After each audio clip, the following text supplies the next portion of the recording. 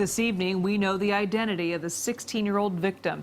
Jonathan Parker was a sophomore. Parker was shot Friday night at Deer Valley High School in Antioch. And as KPIX5's John Ramos reports, today his peers are trying to understand the violence that took his life.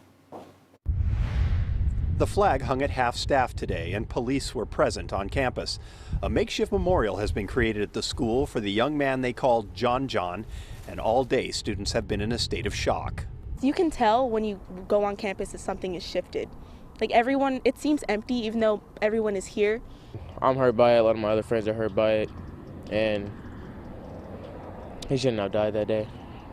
No one from the school would speak about Friday night's tragedy, but in a joint Facebook statement, the principal and district superintendent denounced the violence, saying, "Our children must be taught that solving disagreements with violence is not the answer, and that there are other ways to resolve our differences that do not result in the unjust and unnecessary killing of our youth."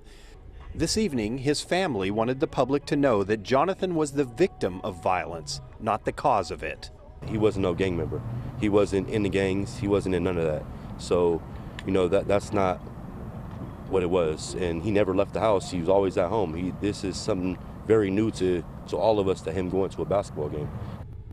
Earlier in the day, Carrie Dutra stopped by the memorial. She helps run a twice-monthly Christian ministry for students called Let's Talk, and says many of them feel empty inside. She says the shooting is part of a much larger problem. Lacking guidance at home, she says they turn to each other for acceptance, sometimes bowing to violent peer pressures. Parents are working their tails off and they can't be with their kids all the time. So yeah, a lot of this is just the breakdown of the family. This is what we're left with. His aunt said Jonathan wanted to be an engineer because he enjoyed fixing and creating things. She says his mother is a single mom who lives for her children and is having a very hard time dealing with this.